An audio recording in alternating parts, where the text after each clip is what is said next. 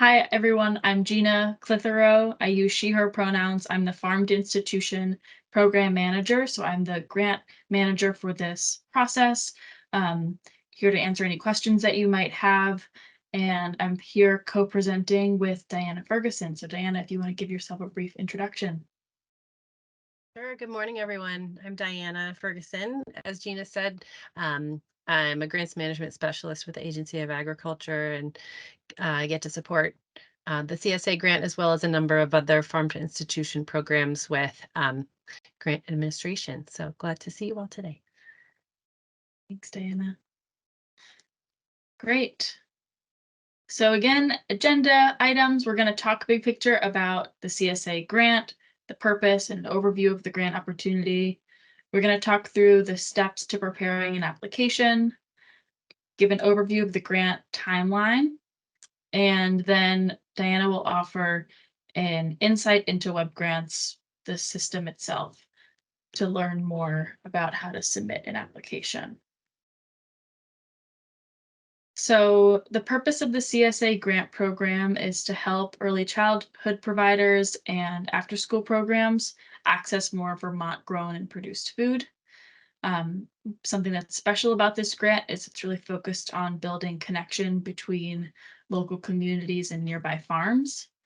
And grant recipients will ultimately use the local food that they purchase with the support of this grant to promote nutrition, food access, culturally responsive food, food and agricultural education, community food systems, and related areas. The funding opportunity partially reimburses childcare providers and after-school programs for CSA shares purchased from Vermont farms and farm producer collaboratives. So this is a reimbursement-based grant. Eligible applicants have to be registered or licensed early childcare providers, licensed after-school programs, or 21st Century Child Learning Center programs. The maximum award is $1,500, which is an increase from last year. For folks that are familiar with this grant, last year the maximum award was $1,000, and this year it's $1,500. We also wanted to clarify that when most folks think about a CSA, they think about vegetables and fruits, and those are certainly encouraged. But any food that meets the Vermont local definition would be an allowable cost for the CSA grant. So some farms offer like a meat CSA, and that would be allowed if those are the types of products that your program would use with children. Happy to answer any questions as we get further along the presentation on that.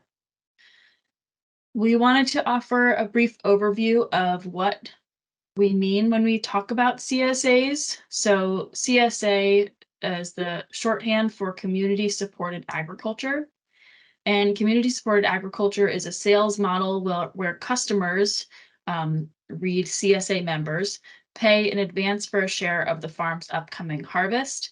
And the upfront payment helps farmers pay for seeds, equipment, soil amendments, labor, and other necessary inputs for the growing season.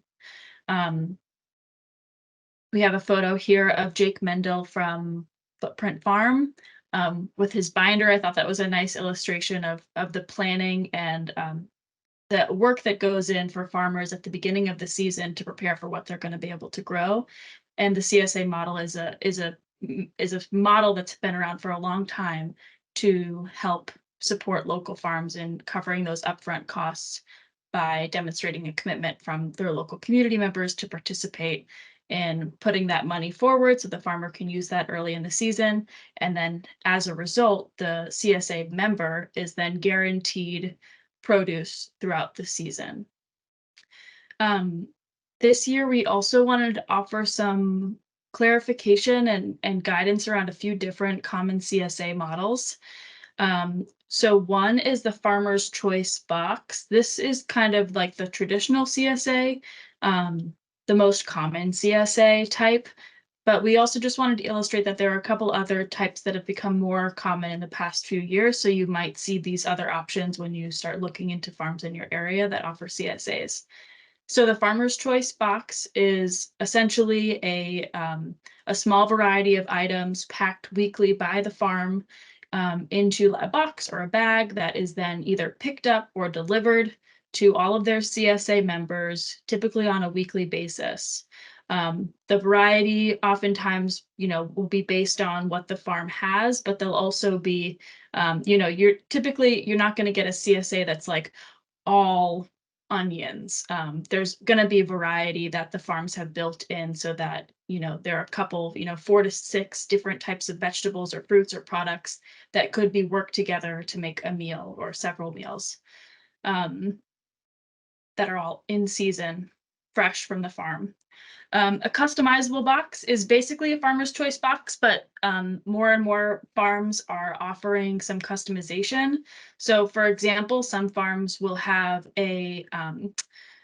like a window where you can go online and like add to your cart which specific products you want before that week's pickup. So they might have like 2 greens options, for example. So you could either get kale or you could get chard. You could either get cherry tomatoes or you could get slicer tomatoes. And there's like a little bit of choice within that. Customizable boxes might also offer an add-on to source a product from another farm. So a vegetable farm, for example, might be working with a berry farm where you can pay an extra, whatever it is, $200 per season to have once a week also a fresh fruit added into your vegetable CSA that they've gotten from another farm. So those are the 2 first models, the Farmer's Choice box, the customizable box, which is basically a farmer's choice, but with a little bit more customization possible. And that's going to vary a lot by farm, what that would look like. And then the third option has seemed to be growing a lot in popularity in the last few years.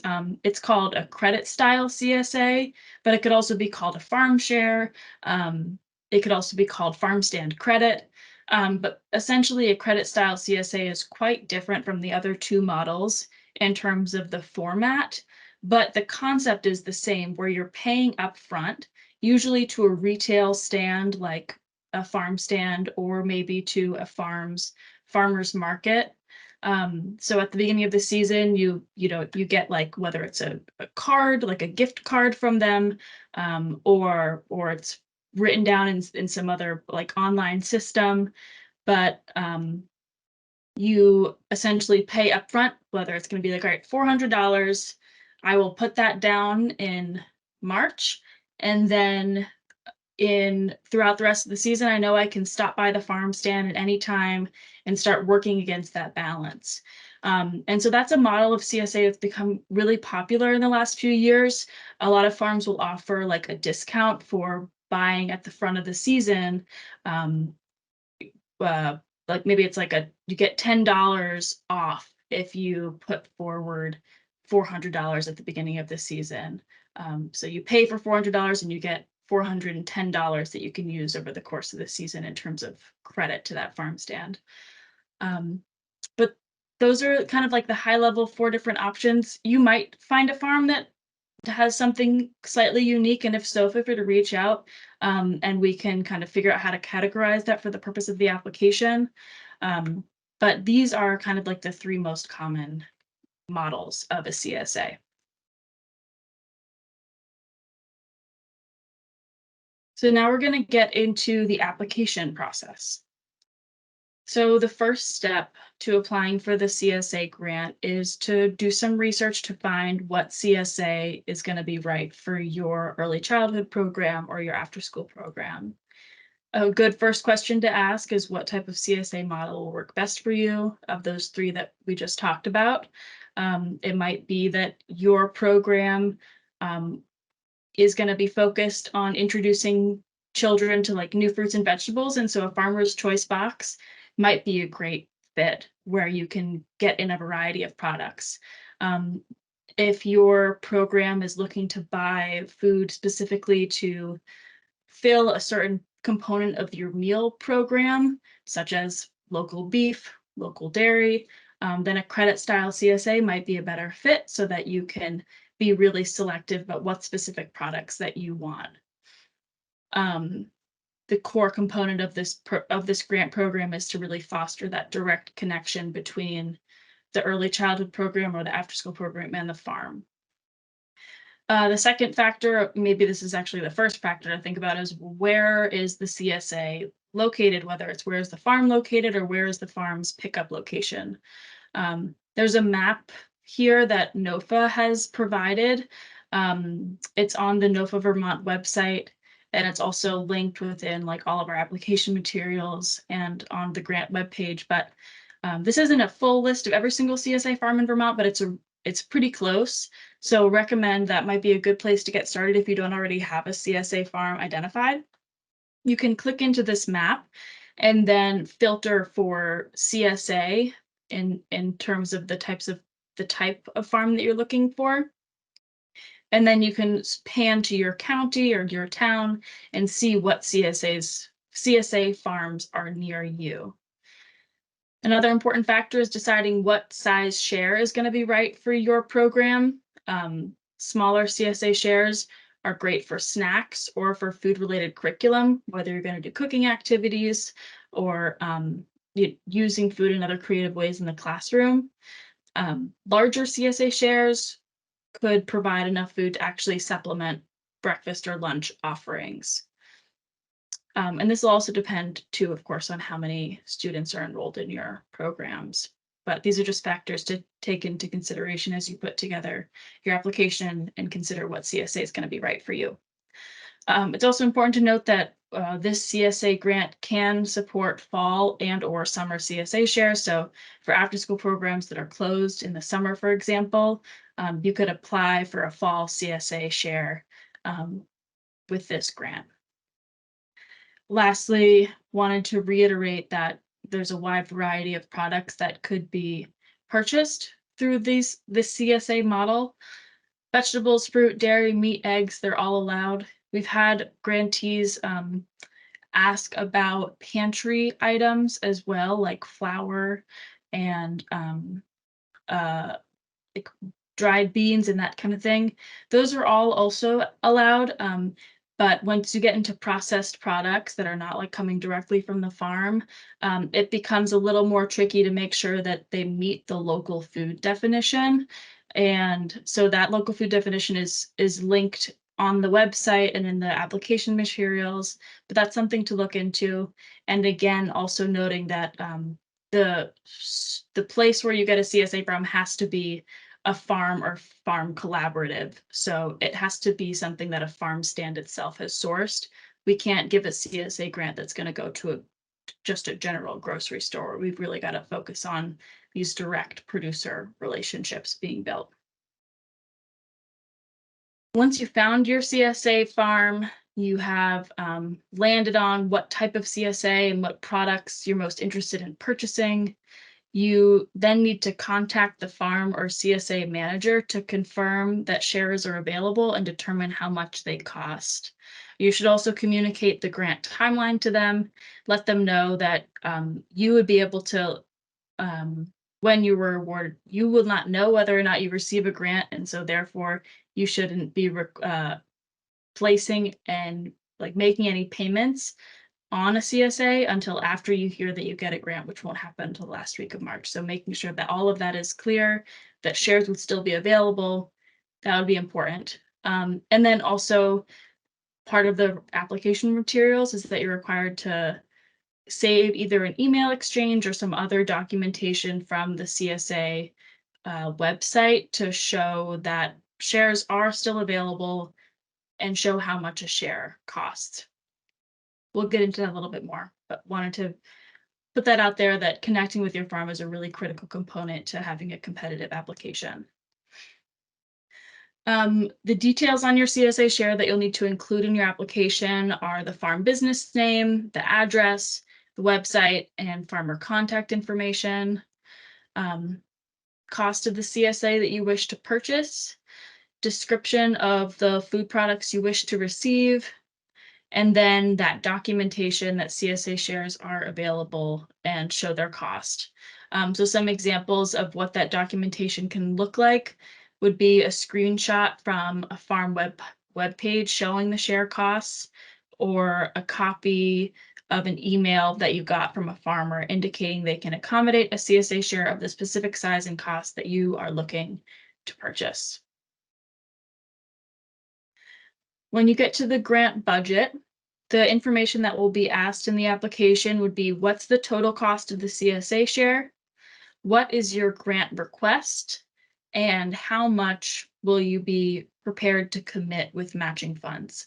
Again, this is a partial reimbursement grant, so it's not going to cover the full cost of the CSA. Some matching funds are required. You may have noticed up until this point that we have this range of what the match requirement is. So, and I'll get into that on the next page, but I just wanted to let you know, these are the three core components that you'll be asked for: total CSA cost, what's the grant request, how much is the grantee, if awarded, going to put forward towards purchasing the CSA. So applicants must be prepared to pay 20 to 35% the total cost of whatever CSA you select. And applicants must also identify the source of their matching funds, whether it's a general business account or a loan or some other source of funding. And here's an example of what that could look like. If there is, for example, if there's a 20% match requirement and the total CSA cost is $1,000, then the grant request, what you would fill it in the application for the grant request, would be $800, and the match commitment that you as an applicant should be prepared to put forward if awarded is $200. More on the match requirement and this 20 to 35% range. So this is based on how many CSA grant awards your organization has already received. First-time grant recipients, as you'd see on this chart, will receive 80% reimbursed from the state up to the maximum award amount, and would be required to put forward 20%. And each grant that you receive, the match requirement goes up by 5%. The intention of the slightly confusing design of this match requirement is to continue to make room in our budget to bring new folks into this program, while also supporting ongoing relationships being developed year over year with local farms. And this is as you would see here, this is the 4th year of this grant being offered. And so folks are encouraged to reapply year over year and continue getting support from the state and buying local food. So that's the reason why it's designed this way. I understand there might be questions, so I wanted to offer those examples. I've offered a couple other examples. So again, first-time grantee will have a 20% match requirement. So in that example that we showed on the first page, $800 grant request, applicant will be prepared to pay $200 if awarded. Say your organization received one CSA grant, then the match requirement becomes 25%, and the total CSA of the total CSA cost of an example $1,000 CSA, the grant would cover $750, and the applicant will be prepared to put forward $250 of their own funds if awarded. Okay, I think this is the last one for this section, but I want to address a question in the chat that just came up from Beth. Can we use the grant to set up 2 CSAs using 2 different farmers and producers? Yes, definitely. I will say we didn't build that into the application to be super easy for you to do, but we definitely strongly encourage you to do it. It might just be that you need to, if you have like 2 different farm business name, maybe Diana can show you when you get in to the system when she gives you a little preview, but you'll have about the CSA information, you'll have like list the farm name, list the farm address. If you could just put both pieces of information in there and then describe both shares in your little box for a description about the type of share that you selected, that would be great. And then for your grant budget, just include the total so that we know what your grant request is across those two CSA grants. CSA share, sorry. Thanks for that question, Beth. Now we're going to get into the grant timeline. I actually don't know if I'm going to be able to zoom in. So I apologize if this image on the right is at all far away. I'm going to try to figure out how to zoom in here. Let's see. No, that's not working. Um, well, hopefully you can kind of get a rough idea of what that timeline says. Wait, is this? No, that's not going to do it.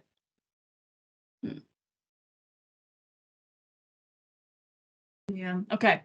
Well, oops. Hopefully you can get a gist of this timeline here. It looks very small to me. Hopefully it looks bigger to you. So the general timeline is, pull it up on a separate screen so I can read it out loud. Okay, the general timeline is from January to February, find a farm and purchase a CSA. And then, oh no, sorry, find a farm to purchase a CSA from. Don't purchase your CSA in January, February, please. In February, apply for the CSA grant. The deadline is March 8th. In March, by the last week of March is when we're gonna send this out. We will send out award notifications. So once we send out those notifications, if your organization gets awarded a grant, then you can go ahead and purchase your CSA out of pocket using your own funds. Then in April, you will submit all the required documentation to process your grant agreement and then sign your grant agreement. And then in May, by mid-May, you will be able to get that grant payment sent to you via check in the mail or via direct deposit if you already have that set up. That's the high level process. And then from May through December, you get to enjoy the CSA with the kids in your programming. And at the end of the grant period in December, you'll submit a report to tell the agency how you used your CSA. And there's a couple flags throughout here as a reminder not to purchase your CSA before you hear that you've gotten a grant. Those expenses would be considered ineligible even if you were awarded a grant after the fact. And then of course, there's also the risk that you might not be awarded a grant, and we don't want to put you in that position.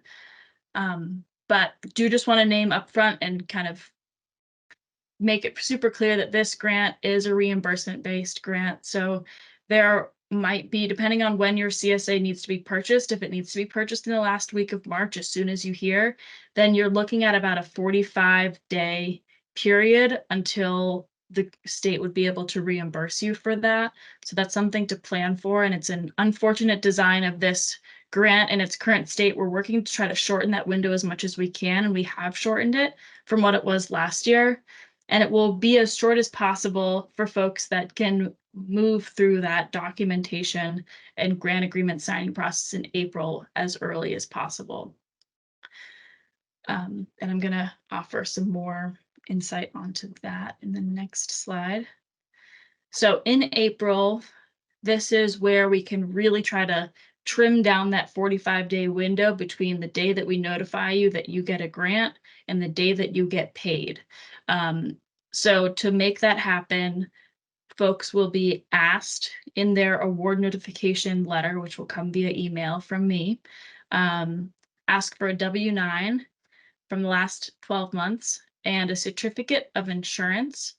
The certificate of insurance has been kind of a hang-up at some points for former grant recipients, but the insurance requirements are a state regulation.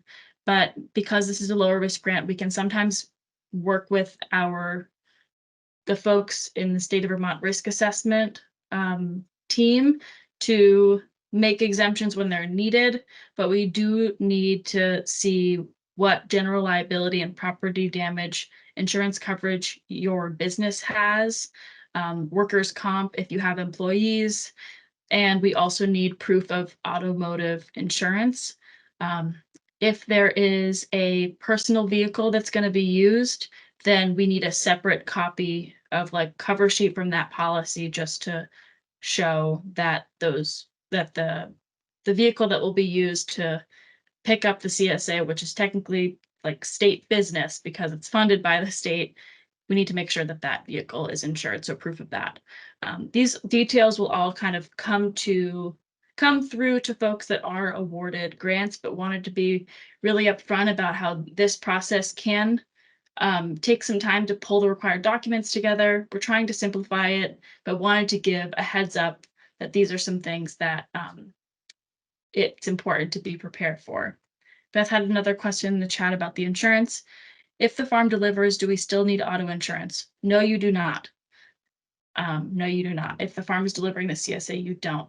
We did have a grantee that was bringing kids to the farm to pick up the CSA or to the farm stand to pick stuff out. And in that case, we definitely do need auto insurance. If you're going to be traveling for the CSA in any way, then yes. But if the farm's delivering, no. Great question, Beth. All right, that was all that I had for this overview, and I am going to pass the mic over to Diana to get us started in web grants. Thanks, Gina. I'm just going to pull up my screen here, so it'll take a minute. I think some of you have applied for the CSA grant in the past, so you may be familiar with web grants. It is our web-based grants management system, soup to nuts, so from application through awarding and grant management. So it is a system that does have a little bit of a learning curve to it, and I'm still just pulling up my screen here. So what I'm going to do is take you through a screen share of what it looks like to access the CSA grant application in WebGrant. So if you've applied in the past, it will be familiar to you and will be a good refresher. And if not, hopefully helpful to see a visual of what you will be encountering in the system. So while I share my screen, okay, I've got my screen up. I will say for those of you who may have multiple folks working on the application. If it's just you and you're already registered, that's great. If you are going to have a collaborator, either a volunteer or another staff person, helping you work on the application responses, then please have them create their own web grants registration or their own web grants account. And they can do that by clicking this yellow button down here that says click here to register. You can see the hyperlink up at the top, which of course is in the request for applications.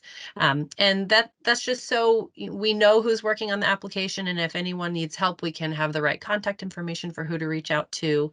Of course, if you forget your user ID or password, you have the option to retrieve them here on the Web Grants homepage. If you already have an account in Web Grants from, say, if you applied in a previous year, but you don't remember your information, you can use these links or feel free to get in touch with me and I can pull up your login information.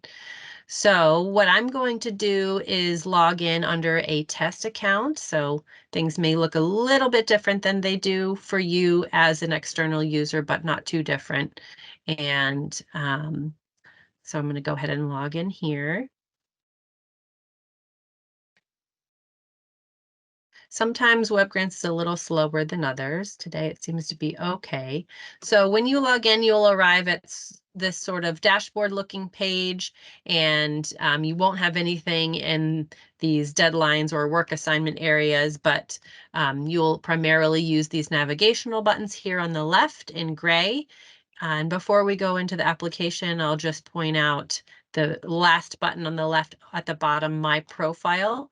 So if you've had an account in WebGrants for a while and anything has changed since then, phone number, email, address, anything of that nature, then please go ahead and update your information in WebGrants. You can do that using the My Profile button and then go here towards the top right to the green button that says Edit My Profile, and then you can make sure that your contact information is up to date and save it. if you are associated with multiple organizations, that will be reflected here under your organizations. So just a note to make sure everything is updated so that when it pulls through to the application that we have the right information. So to access the CSA grant application, you're first going to click on funding opportunities here on the left. And that will pull up a list of all of the Agency of Agriculture's open grant opportunities in the Agricultural Development Division. So you will see some others here. You can ignore the ones that are in test, but those that are in posted are currently accepting applications. So I'm going to go right here and click on the Farm to School Community Supported Agriculture Grant. And what it will take you to is a landing page for the grant itself, and it will give you some overview information, most of which Gina, or all of which Gina has already covered, a quick description of the funding opportunity, and then excuse me, some helpful links here at the bottom, the request for applications, link to the web page, and a few other items here, including this web grants application instructions. I do want to point that out really quickly because especially if folks who are not on the call today are going to be working on the application, or it's nice to just have something to jog your memory. This application guide, how to apply, is really nice and gives you a step-by-step process with visuals for what you will encounter here in web grants as you're going through the application. So even if you don't retain everything I say today, this will be a helpful guide for you. And I can we can share that link. I believe it's also shared in the RFA. So to start, the first step to start your application is to find this green button that says Start New Application and click that. And if you already have an application, it will appear in the list here. And we have a few tests, as you can see. So when you've started a new application, the system will prompt you to go through this 3-step wizard, which basically just builds the backbone of your application. It's a little bit redundant, as I'll show you, but necessary to get to the rest of the application. So you're going to give your application a title, project name, whatever it is, the name of your organization, and then CSA grant. It can be general, totally fine. And then make sure whoever in your organization, especially if you have multiple people registered in web grants, is going to be the primary contact on the application is selected here. So we are going to stay with our test account and then go ahead and click Save Form Information at the top right. So that's telling the system the name of your application as well as the primary contact if we need to reach out for any reason. Then the wizard has saved that information and now it's asking for your organization. So make sure that your organization name is listed correctly here, and then you can go ahead and save again. And certainly if the options you're getting in these drop-down menus aren't looking correct, reach out to me and I'd be happy to make sure everybody and their organization is connected correctly in the system. And then the last step is optional, and that's if you will have multiple folks working on the application. And if that's the case, then anyone who is registered and connected to your organization will appear here under additional contacts. So you can choose other people. And then once you do that, that person, when they log in, will be able to access the same application that you're working on. So you can collaborate on it together. And if not, you can just skip that step and go ahead and save form information, the nice green button, a third time, and that's the last time for the application wizard to be completed.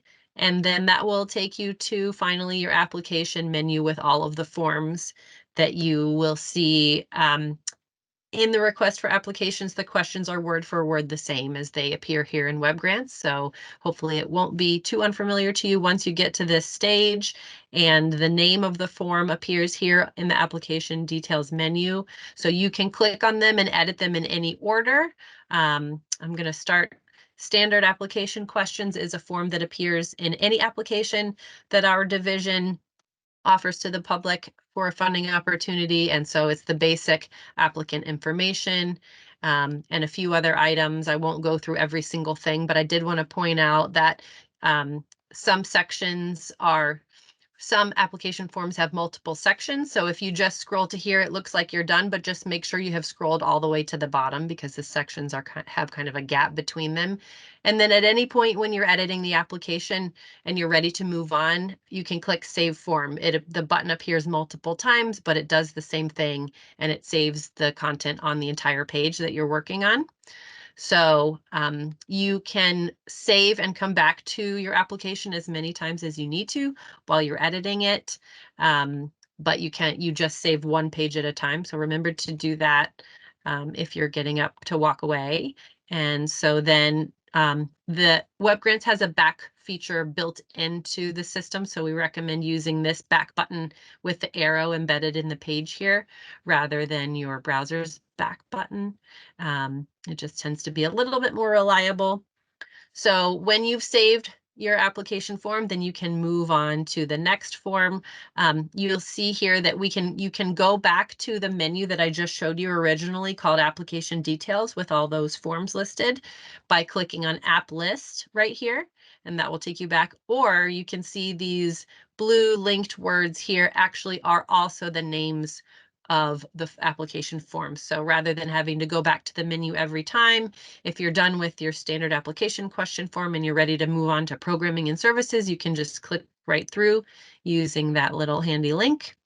And then the same process each time when you go into a new application form, enter your data. All of the red text here with an asterisk means that that's a required question. And then if you get to any black text, then that is a question. For example, if I'm saying, yes, my children qualify for free or reduced price meals, then I get a question in black. And that means if I had said no, that's not a question that I would have to answer. So the system knows when you have completed all the required questions. So if you miss something and save the form, like for example, I can save this form and it will only, of course, save the information that I've entered. But then if I try to complete the form, which is the next step, let's see if it's going to let me do that. Seems like it's taking its time today.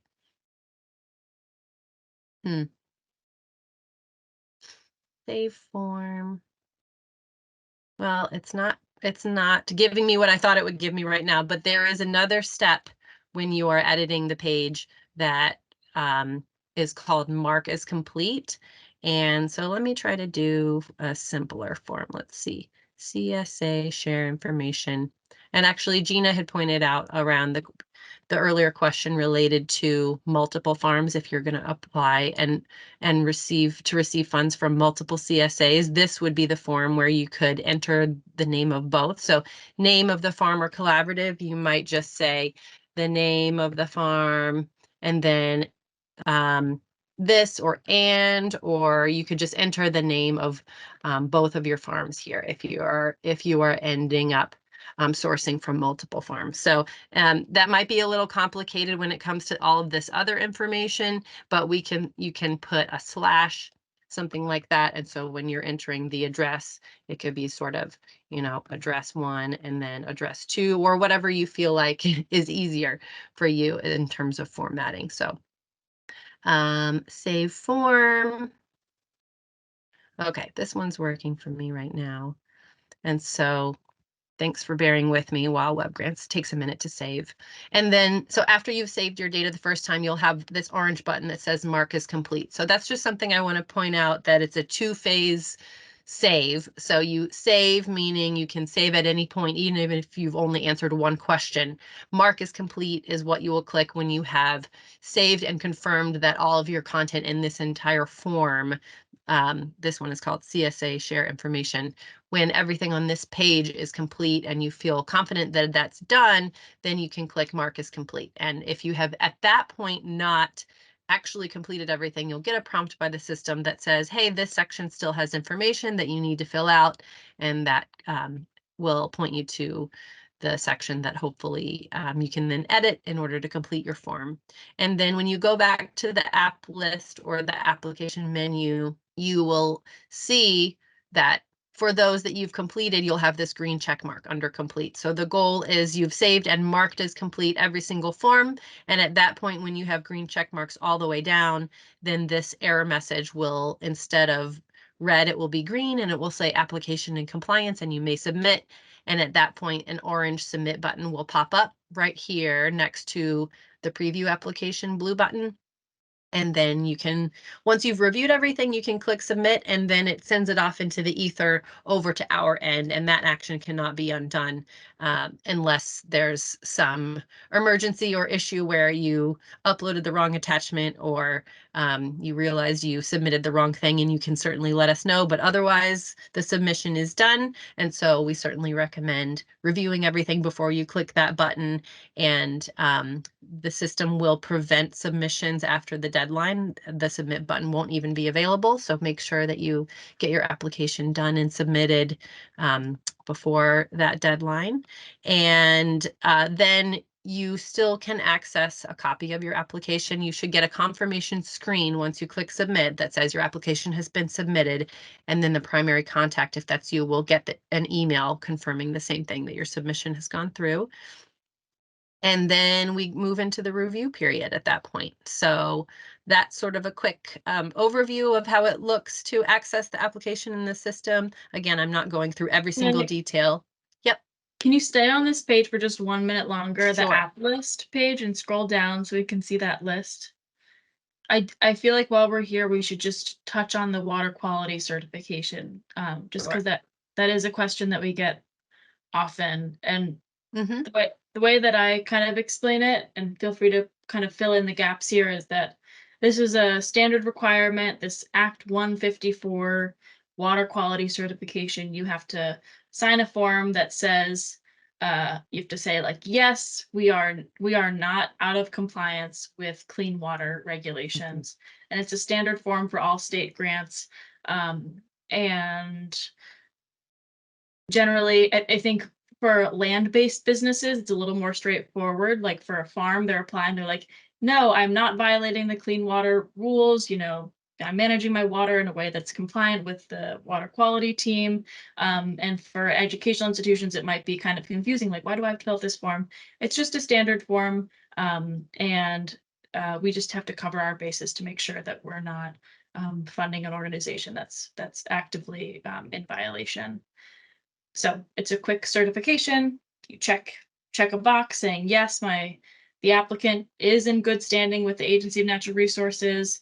And then it needs to be signed by it, someone. I think it's like maybe like the director or somebody in the organization who has the capacity to kind of certify that. Anything to clarify or add to that, Diana?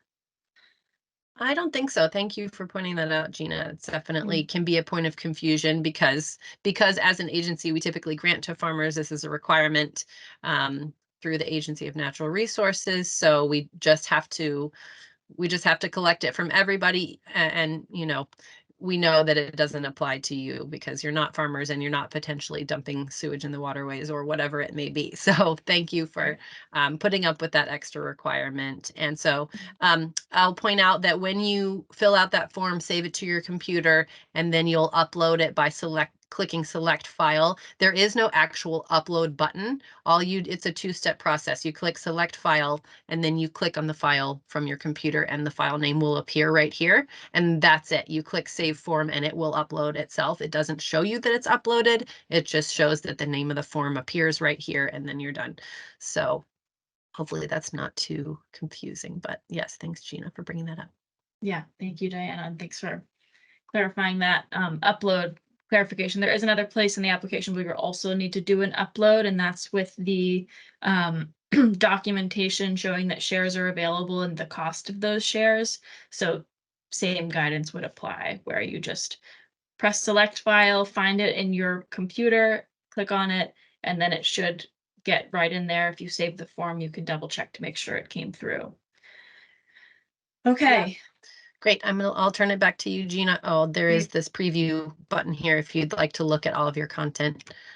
Just a handy tool before you click submit. And then if you have any questions during the application process, certainly refer to that web grants application guide. If you, even after that, you hit a snag or something just doesn't look right, or you could use some technical assistance with the application, please reach out to me. I'm in the system all the time, every day, and I'm happy to help if you get to that point. So best of luck, everyone. Thanks, Diana. Wonderful. Okay, let's open it back up for questions. I'm actually going to share this screen again. It's got to be a savvier way to do this.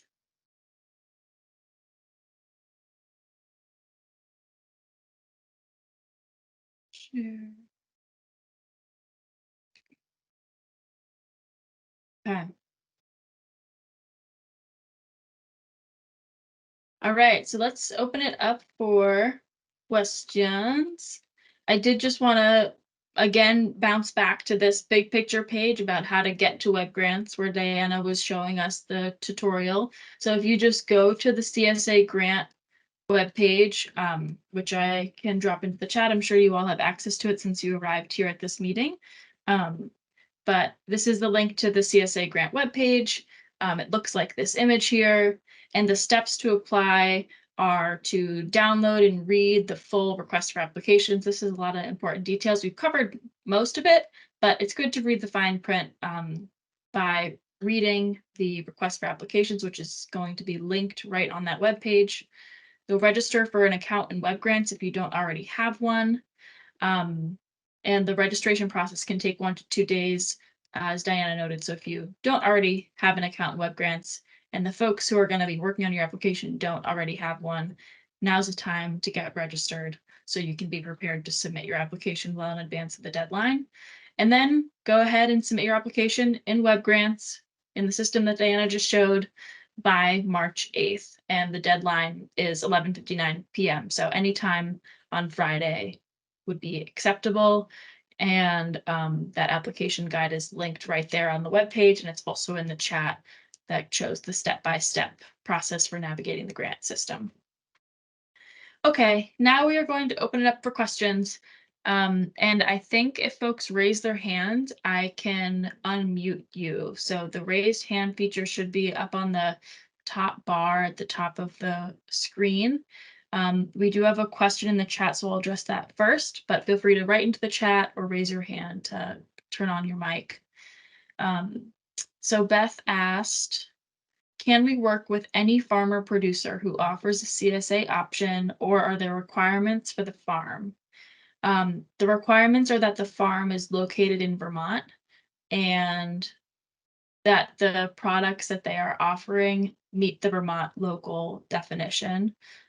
So the only example where a Vermont farmer might be offering products that don't meet the Vermont local definition would be, for example, like in the farm stand situation that I was mentioning earlier, if you were doing like a credit style CSA where you pay up front to pick up products on your own schedule from a farm stand, the grant wouldn't be able to cover the costs of products that are not Vermont local that might be offered in that farm store.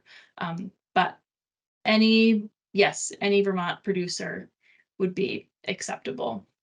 Yeah. Any other questions? Feel free to raise your hand or drop in the chat.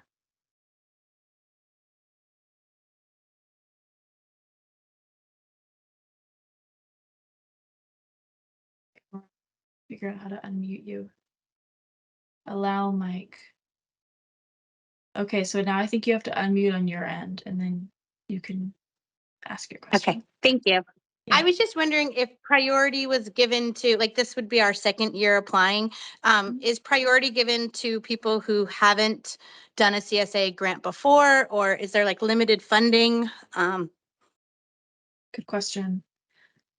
Priority is not given to folks. Basically, whether or not you've received a grant does not impact how competitive your application will be. The competitiveness of your application will be based on the scoring criteria and how well your project meets the scoring criteria. So I'll show you where to find that. So if you go into the request for applications, This is where all of that juicy information lives. So application scoring criteria, section 3. These are the points that will contribute to whether or not your grant is considered more or less competitive. Is there a specific farm in CSA identified? Is there a clear plan for how you're going to pick that up? Is there a clear plan for how you will utilize the CSA product? How aligned is your project with working towards the program goals, which are working on nutrition, food security, nutrition and agricultural education, and culinary education? And is your organization currently a federal meal program participant or planning to pursue participation? That is a small bump in the score, because that's one of our program objectives, is to increase federal meal program participation. So those are the factors that weigh into that. The way that we are encouraging and preferencing first-time applicants is really only in the match requirement. So new first-time applicants will have a lower match requirement to get more folks in the door with this program. But whether or not you've received a grant before does not impact your likelihood of getting awarded. It just impacts what percentage your organization would need to put forward in the event that you are funded. Thanks for that question, Mariah. Thank you. Yeah. Any other questions?